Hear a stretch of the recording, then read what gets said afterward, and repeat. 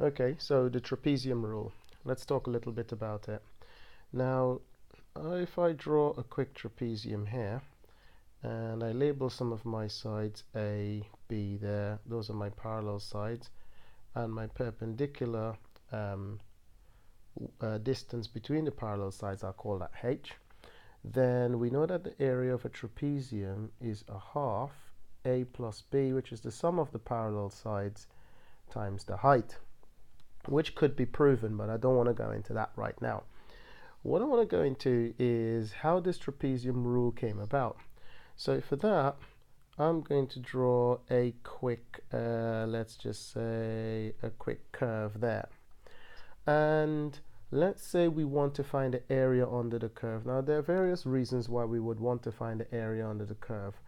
This is the area under the curve here, so we want to find this area here. There's lots of reasons. Let's say, for example, we have a velocity time graph. So this is our velocity here, and this is time here. And we want to find like the distance traveled. Then we will need to find this area inside there. Okay, so let's see now. So you think it's a curve, and we will need to then what I will do is split it up into little pieces like this, and then we'll have a chat about how this all works. Now what I've done is I've made myself a couple of triangles on the end, but quite a lot of trapeziums in the middle there. Okay, I'm just going to focus my attention on the trapeziums only. So let's say we want to find the area under this curve, and let's assume that this here is a trapezium as well. I'm not going to use it as a triangle, I'm going to use it as a trapezium. Okay, so let's just say I want to find the area under this curve. So I'm going to use a trapezium. Area is going to be equal to, and I'm going to call these, I'm going to give these with some sizes here. So I'll call this A, B, C, D, E, and I'll call that one F down there.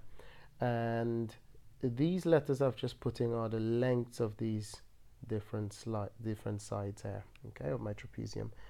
This distance between it, I'm going to assume that it's the same distance all the way through.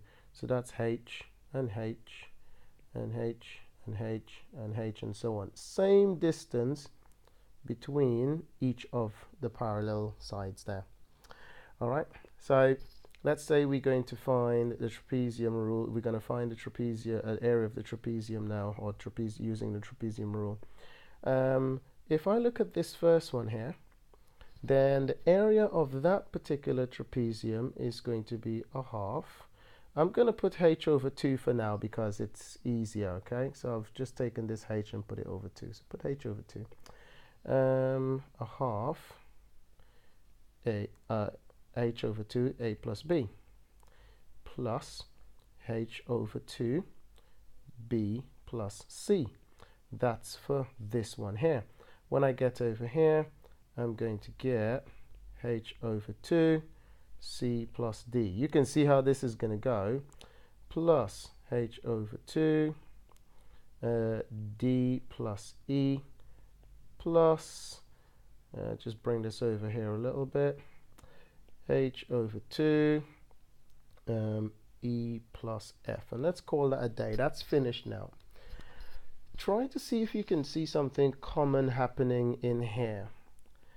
You can see that there are H over 2 appearing all of the time. So basically, we can take that out. Let's say we were factorizing it. We can take that out. So we can take out the H over 2. And once we've taken that out, let's see what else we've got in there now. And what else we've got in here? Well, I can see A and F only appearing once, but E appeared twice, D appears twice, C appears twice, and B appears twice, but A and F only once. So I can take that A and F out, A plus F, plus, and what I'm going to see here now is 2 times all the other letters because they're all there twice. So I can basically say that that's going to be 2 times B plus C plus D plus E. And now we're finished.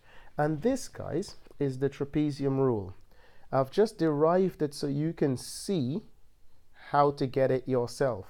You might not remember the rule. It would pay to remember the rule, but in case you forget, you can prove it yourself. H over 2 always comes outside, and you've got the first and the last lengths of your parallel sides, and 2 times all the bits in the middle. All right, so that's the trapezium rule done. Let's move on to how we would use it in a question. Okay, so here we go. And you might be wondering about the integral symbol. Don't worry too much about it. I'll deal with that in another video. It's just a more accurate way of finding the area on the graph. Anyway, this is really a function of 1 over 1 plus x squared, which if you plot it on a graph, you get, if this is 1 here, you get something looking like that on your graph. So that's your x and that's your y there. And what we want to do is to find the area under the graph between 0 and let's just say 1. Let's call this pretty much 1 here. And that's going to be 0 there. For this question, I want to use 5 divisions. Okay, now what that basically means is that I'm going to cut up this space into 5 equal parts. Now it's not going to be exact, but I'm going to try. So I think I've got 1, 2, 3, 4. So that gives me 1, 2, 3, 4, 5 equal parts. So that's fine. Now for me to use the trapezium rule, I need to know what this space is between here. Obviously, if I divide it by 5 equal parts, then it means that your h is going to be 0.2. Okay, so that's going to be my h for 0.2. Now you might want to know, what else do I need to know? Well, the next thing that I'm going to need to know would be what the what each of these heights will turn out to be. So when it's 0, it's going to be 1. And then when it's 0.2, it's going to be something else. And then 0.4 is going to give me a different answer. And all of these are the heights that I need to know. This is going to be my first height. This is going to be my last height. Okay, so let's put the values in and make out a quick table. All right, all I'm doing is basically going when x is equal to 0, f of x is going to be 1. And if you want to know where I got that from, just swap this for 0. When x is equal to 0.2, f of 0.2 is going to be equal to 0.961, etc. Okay, I'm just going to pause the video here and fill the table out. Okay, now that I've done that, let's quickly apply the trapezium rule here. And if you remember how the trapezium rule goes, we're going to say that the area under this graph is going to be h over 2 multiplied by our first value, which I'll call f0 for now, and the last value, which I will call, so this is f0, f1, 2, 3, 4, 5. So I'm going to call that f5 plus 2 times all the bits in between, which will be f1 plus f2 plus f3 plus f4. And all you now need to do is put these values in there. We know that h is the distance between each one, so that's going to be 0.2 over 2. We know that f0 is 1 because we've already done that there, and f5 sorry, is 0.5, so plus 0.5 plus 2 into all the bits in the middle, which you can do yourself. And then once we finish playing around with that, we will get an answer of 0.7838 units square. All right, this is where I'm going to end the video, but before I do that, let me just give you a few tips on a few things. Okay, this trapezium rule, as you might guess, is not accurate. All right, it's just an approximation, and the reason why is because obviously the trapezium rule assumes I'm just going to make this a little bit bigger here. Let's just say we have that curve I had before. All right. We cut this up into these many spaces.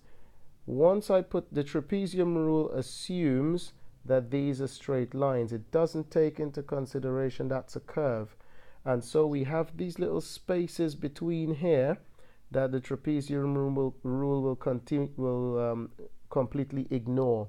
So it does create a bit of an error. In some cases it might overestimate, in most cases it will underestimate. Okay, so that's something to bear in mind.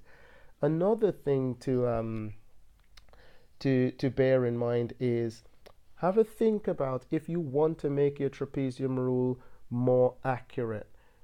Actually, the smaller these spaces are, the more accurate it becomes, because now you're going to start converging towards an answer. So if I wanted a more accurate answer than this, I might not take 5 divisions, I might take 10 or I might take 15. But obviously you can guess what the problem will be.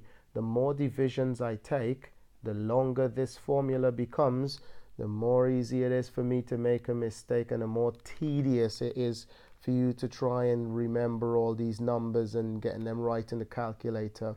The more accurate way is pretty much to integrate, which is what I'm going to do in my next video. So look out for the first video on integration. It's going to be straightforward, easy integration. All right, if you guys like this video, don't forget to click that thumbs up, and if you want to be in touch with whatever I'm doing, just subscribe to the channel. All right, hope this was helpful.